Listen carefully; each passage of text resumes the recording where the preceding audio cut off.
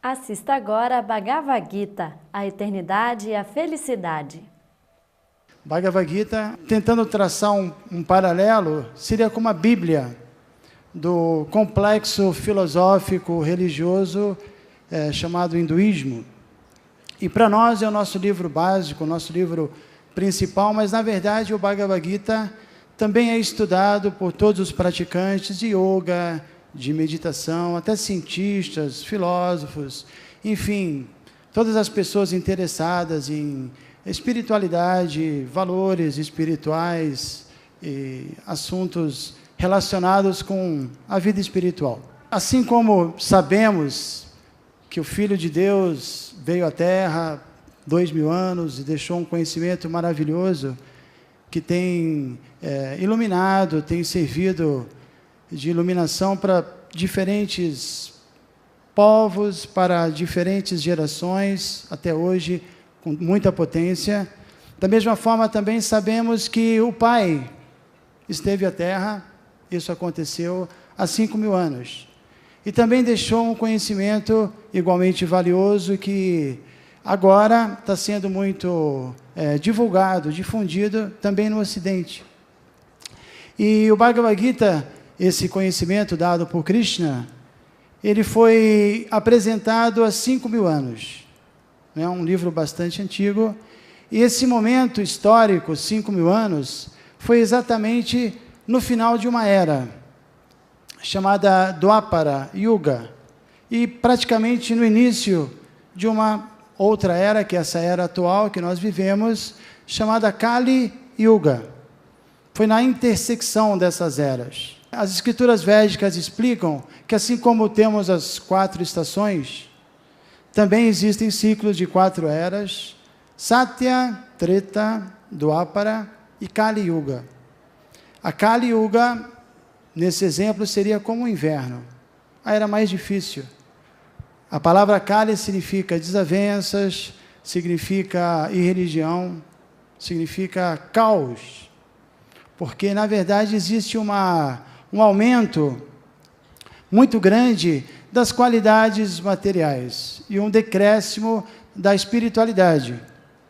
No próprio Bhagavad Gita isso é explicado. Krishna diz, Jada jadahi dharmasya glani bhavati bharata abhyutanama dharmasya tadatmanan srijami aham, que significa o seguinte, yada yada, quando existe dharma, glani, a palavra glani é discrepância, uma diminuição do dharma.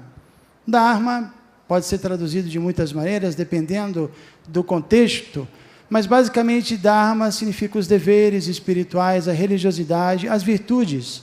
Então Krishna diz, Jada jadahi dharmasya glani, quando as virtudes, as qualidades divinas, quando elas caem a esse decréscimo, e, por outro lado, também um aumento predominante da irreligião ou da natureza oposta à divina. Então, Krishna diz, eu pessoalmente apareço.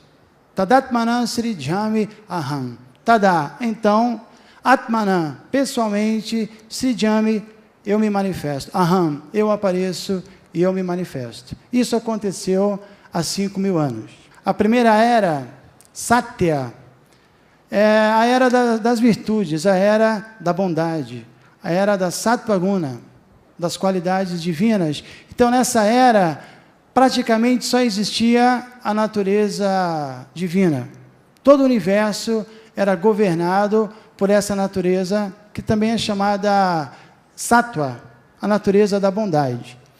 Depois, quando a segunda era, então, veio, houve uma pequena diminuição dessa bondade. E um pouquinho da natureza demoníaca se manifestou. E aí, então, no mesmo universo, existiram planetas divinos e alguns planetas com uma influência inauspiciosa. Inclusive, havia guerras, né, entre planetas, entre diferentes seres. Guerra nas estrelas, mais ou menos. Né? Na terceira era, a era Treta, a irreligião aumentou, a natureza demoníaca se fez mais presente e o divino e o demoníaco passaram a existir no mesmo planeta, quando exatamente ocorreu uma grande batalha, que foi a batalha, que foi o cenário para essa mensagem do Bhagavad Gita, no final dessa terceira era, chamada Dwapara. Dois grupos que, na verdade, representavam essas duas naturezas, a natureza divina e a natureza demoníaca. E essa grande batalha ocorreu. E agora estamos vivendo a quarta era, a era de Kali.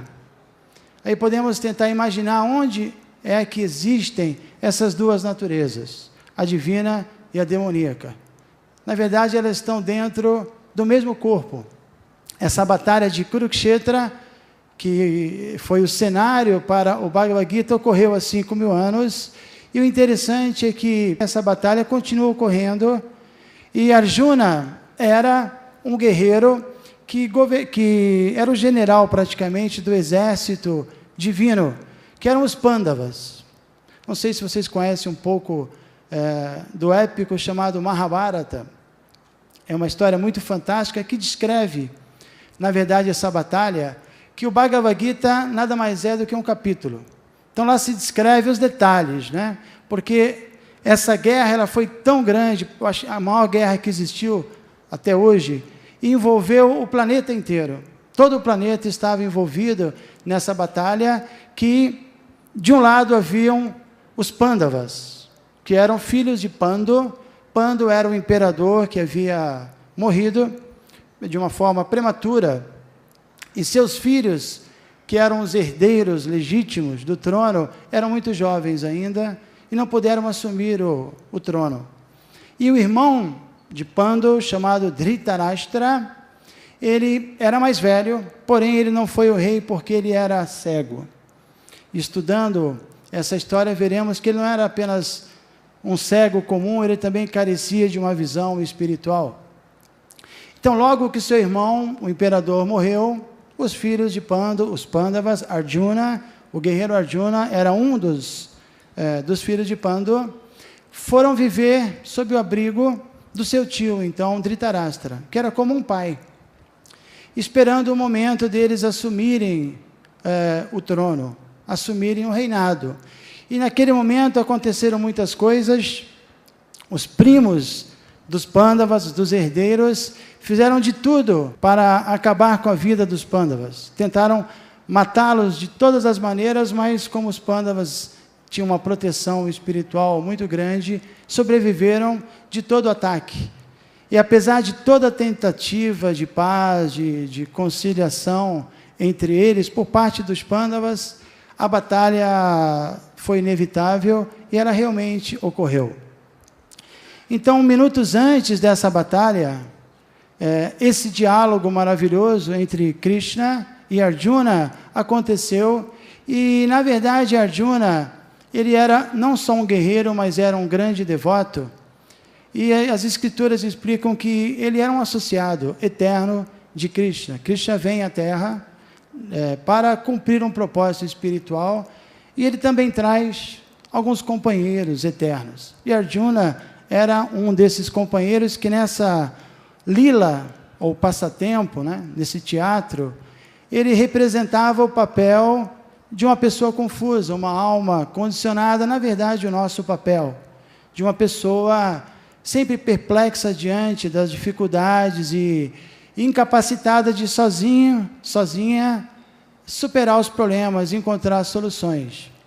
Então, logo no início do Bhagavad Gita, depois que Arjuna viu que a batalha iria começar e que ele estava realmente numa situação muito difícil, ele toma abrigo de Krishna e ele então se refugia como um discípulo humilde e pede a proteção e pede instruções espirituais.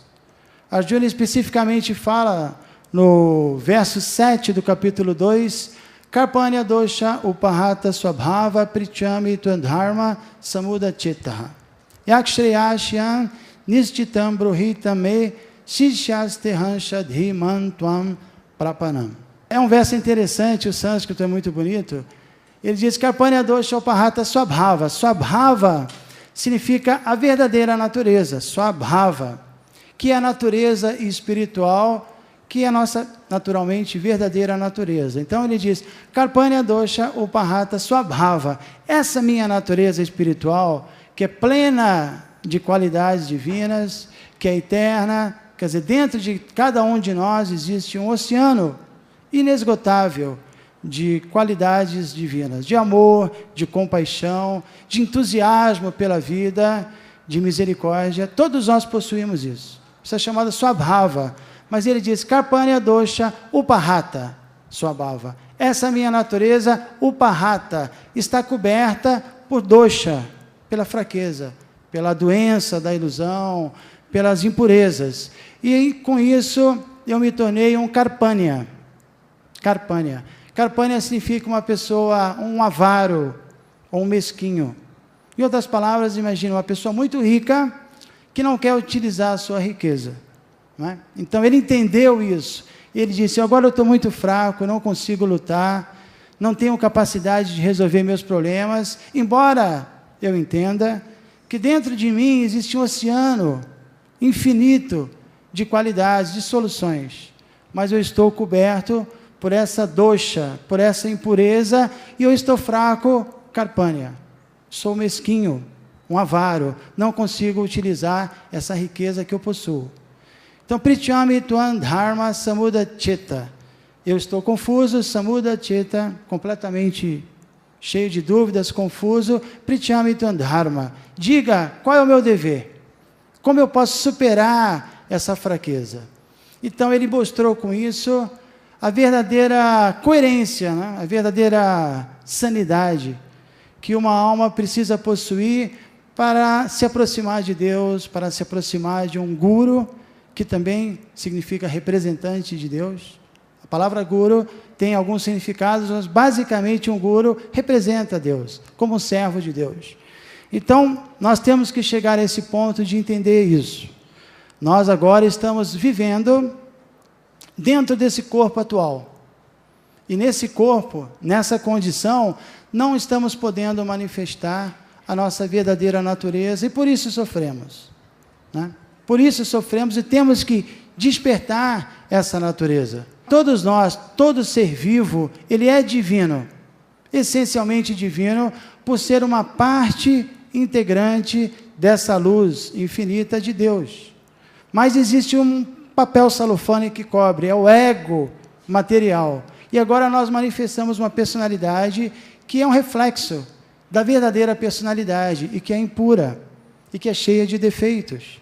E nós não manifestamos o nosso verdadeiro brilho. Precisamos tirar essa cobertura. Também um exemplo que é bom de entender, o exemplo do fogo. Então o fogo produz aquelas centelhas. E aquela centelha, sendo parte do fogo, também tem calor, também tem luz. Mas à medida que a centelha se afasta do fogo, o que ocorre com ela? Ela acaba se extinguindo, ela se apaga. Então nós somos uma centelha divina de Deus, e à medida que nós nos afastamos dele, as nossas qualidades divinas também vão se apagando. E o propósito da vida não é outro, senão fazer com que essas centelhas se reconectem com Deus de novo, e recuperem as suas qualidades originais, divinas e espirituais. E para isso precisamos de conhecimento, precisamos de um processo, precisamos praticar, precisamos alimentar esse verdadeiro eu espiritual que agora está adormecido. Nosso mestre espiritual, Prabhupada, não sei se vocês conhecem um pouco da história, ele veio nos anos 60, já tinha 70 anos de idade, não era jovem, ele veio com cerca de $6 no bolso, conseguiu uma carona num navio cargueiro, uma viagem de 40 dias, teve ataques cardíacos, né? Ele veio, chegou em Nova York, ninguém conhecia o movimento Hare Krishna, ninguém conhecia praticamente o Bhagavad Gita, e ele veio sozinho tentar transmitir na verdade, essa cultura. O movimento Hare Krishna não é o que poderíamos chamar, num modelo ocidental, de religião. Lógico, o aspecto religioso é muito forte, mas é uma cultura. Assim como, por exemplo, no Ocidente, a cultura ocidental é voltada basicamente para uma autorrealização material. Então, tudo que está ligado à autorrealização material, por exemplo, a alimentação, o conceito de família, o conceito de música, como se vestir, ou como se pintar, ou seja lá o que for, ligado, voltado para o desfrute material. E existe uma cultura diferente, a cultura espiritual, onde todos os valores estão ligados à autorrealização espiritual. O que comer, como constituir uma família, até como se vestir, o que cantar, o que fazer. Essa cultura é o que nosso mestre espiritual, Srila Prabhupada, veio trazer, uma alternativa nova, uma alternativa espiritual, para que nós possamos, então, utilizar os nossos sentidos de uma forma espiritual. Como é dito, diga-me com quem andas, que eu te direi quem és. Então, nós também dizemos que, tudo bem, diga-me com quem andas, que eu te direi quem és, mas diga-me o que comes, que eu te direi quem és, ou o que ouves, que eu te direi quem és, o que tocas, quer dizer, onde estamos colocando nossos sentidos, o que estamos fazendo com os nossos sentidos. Porque o próprio Bhagavad Gita, ele conclui dizendo isso, que nós devemos abandonar as ocupações materiais e devemos nos render a Deus. E abandonar toda a religiosidade, Sarvadharma Parityaja, Mamekam Sharanam Braja. Abandonar aquele conceito limitado, material ainda, de religião, e buscar a essência, e renda-se a essa essência. Então, essa rendição é uma coisa que realmente nos assusta, né? Nos rendermos a Deus. Mas não é tão difícil entender o significado disso. Estudando o Bhagavad Gita, nós vamos ver que render-se a Ele significa assumir o compromisso de não mais utilizar essa nossa vida humana, esses nossos sentidos, o nosso intelecto, a nossa mente, meramente em busca de um prazer efêmero, como eu já disse, comendo qualquer tipo de alimento, só por uma questão de prazer, ouvindo músicas que me agradem, mas que, na verdade, não vão me trazer um verdadeiro benefício, e utilizar de uma forma infantil ou sem responsabilidade os sentidos. Então, a rendição significa que agora, depois de muitas vidas, mal utilizando nossos sentidos, nós chegamos ao ponto de fazer um bom uso dessa vida humana e utilizar os sentidos para cultivar a vida espiritual. Cultivar seriamente a vida espiritual, dedicando a nossa inteligência, nossas faculdades, a fala ou a busca de alimentos e relacionamentos, de uma forma que além de trazer um prazer muito grande, que a vida espiritual traz, afinal de contas, Deus é tudo. Se Ele é tudo, naturalmente Ele também é a fonte de todo o prazer. Então, qualquer pessoa que esteja praticando seriamente a vida espiritual, está em contato com essa fonte de prazer. E na fonte, o prazer, naturalmente, é muito mais saboroso, muito mais puro, muito mais intenso. Então, usar os sentidos de uma forma responsável, né? Isso é o princípio do yoga, o princípio do controle dos sentidos. Não mais utilizá-los para propósitos mundanos, retirá-los do que a gente chama de maya, da ilusão material, e conectá-los nas coisas espirituais, como exemplo da centelha que se conecta com o fogo. E assim também estaremos alimentando esse cão divino que está, infelizmente, lutando e muitas vezes sendo derrotado pelo outro cão, o cão que representa a natureza demoníaca. E nós acreditamos que o cantar dos nomes de Deus é a melhor maneira de alimentá-lo. E eu acho que não é apenas um ponto filosófico que os devotos de Krishna se utilizam, mas toda a religião, isso é muito forte, o canto do nome de Deus, né? Então, esse cantar, ele realmente nos conecta com Deus. E é um processo muito simples, ninguém precisa ser um grande erudito, um grande yogi, um grande renunciado. É algo científico, Mesmo que você nem acredite, se você cantar, se você praticar, você vai sentir esse benefício espiritual.